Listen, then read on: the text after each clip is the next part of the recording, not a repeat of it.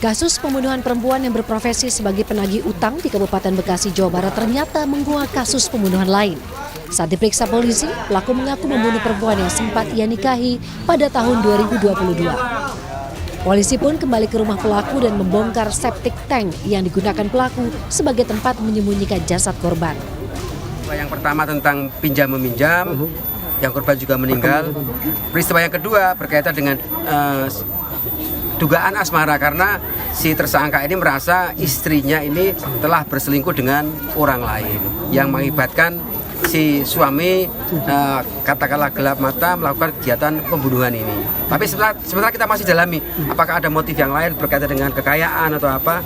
Sementara kita dalami motifnya. Hasil pemeriksaan terhadap tersangka dilakukan sendiri tahun 2022 maupun tahun 2025. Pada kasus pertama dari penyelidikan polisi, pelaku menghilangkan nyawa seorang perempuan yang berprofesi sebagai penagih utang. Dari pemeriksaan para saksi, korban diketahui menagih utang ke rumah pelaku Senin 3 Februari sekitar pukul 3 sore.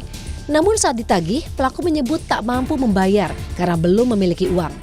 Korban yang datang seorang diri nekat menunggu di depan rumah, menuntut pelaku untuk segera bayar utang yang sudah menunggak selama 1 bulan. Merasa terdesak lantaran terus ditagih utang, pelaku nekat membunuh korban. Untuk menghilangkan jejak, pelaku membawa sepeda motor korban dan memarkirkannya di tempat penitipan motor. Sedangkan jasad korban disembunyikan di dalam kamar dan ditutupi dengan kasur. Sementara kasus kedua justru terungkap setelah anak korban melapor ke RT mencari ibunya yang sempat menikah dengan pelaku di tahun 2022. Anak korban mengaku kehilangan kontak dengan ibunya dan hanya mendapat dalih dari pelaku bahwa sang ibu telah pindah ke kota lain. Pelaku bilangnya pelaku ini kerja di Karawang, anaknya pun seperti itu. Kita kesini pun ya kesini tidak dibukakan pintu sama itu. Sempat diusir kamu sama, iya, sama siapa diusir ini? Istrinya. Sama istri. Dikasih. Cuman komunikasinya terakhir bilangnya jangan nyari karena lagi jauh gitu aja. Bilangnya gitu. Sama siapa tuh kontaknya waktu mau cari itu? Sama ibu sama Chatnya chat ibu saya, nomor ibu saya. Cuman saya kontak, saya telepon tidak diangkat. Malah dimatiin HP-nya itu, saya tahu. Polisi kini membawa jenazah yang ditemukan dalam septic tank di rumah pelaku untuk proses identifikasi. Apakah korban pembunuhan merupakan istri pelaku yang dicari oleh anaknya selama 2 tahun. Tim Liputan, Kompas TV.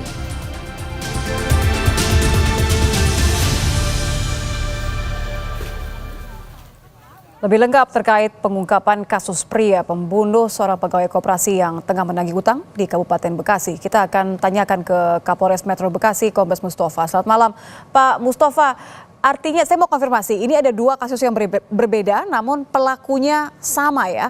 Apa saja temuan baru polisi setelah melakukan olah TKP di rumah pelaku? Terima kasih Pak, selamat malam pemirsa. Jadi dapat kami sampaikan bahwa peristiwa ini bermula dari peristiwa tanggal 3 Februari 2025, bermula dari peristiwa penganiayaan ataupun pembunuhan terhadap pekerja koperasi di rumahnya tersangka. Dari peristiwa tersebut, polisi memeriksa tersangka di Polsek Cibarusah.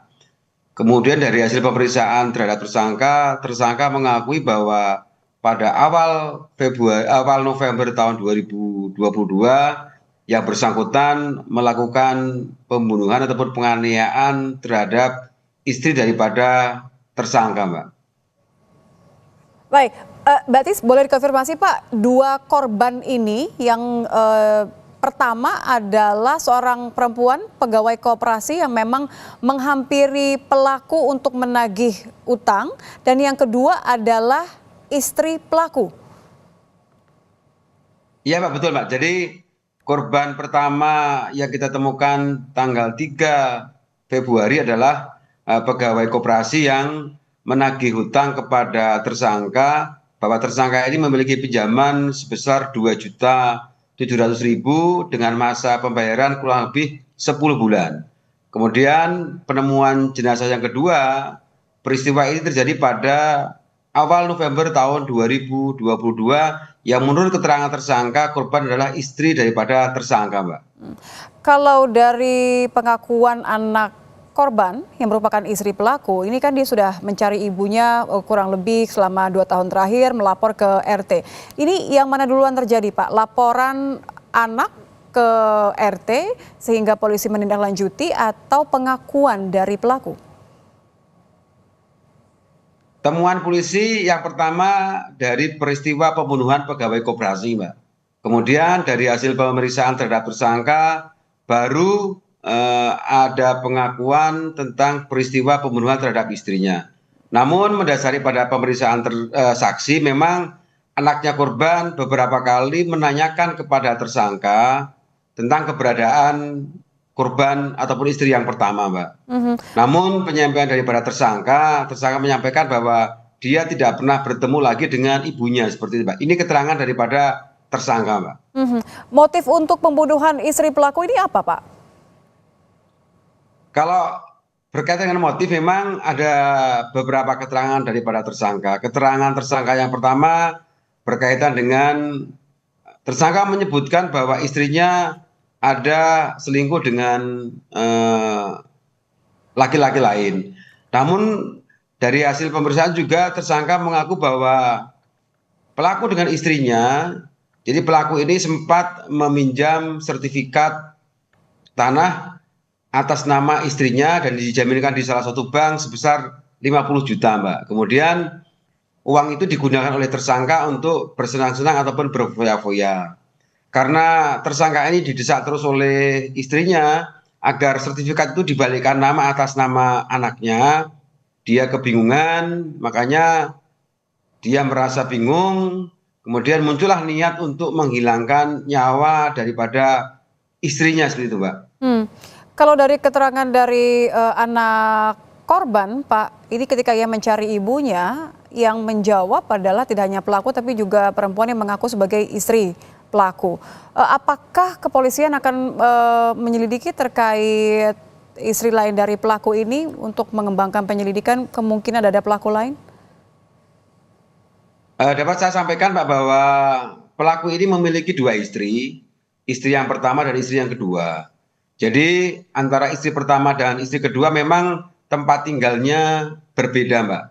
Dari hasil pemeriksaan terhadap tersangka, bahwa pada saat peristiwa pembunuhan terhadap istri kedua tersangka, ini dilakukan pada saat tersangka bersama istri yang kedua ini datang ke rumah istri yang pertama, Mbak. Jadi datangnya mereka berdua dan tidak ada orang lain yang mengetahui tentang kedatangan mereka berdua di rumah itu, Mbak.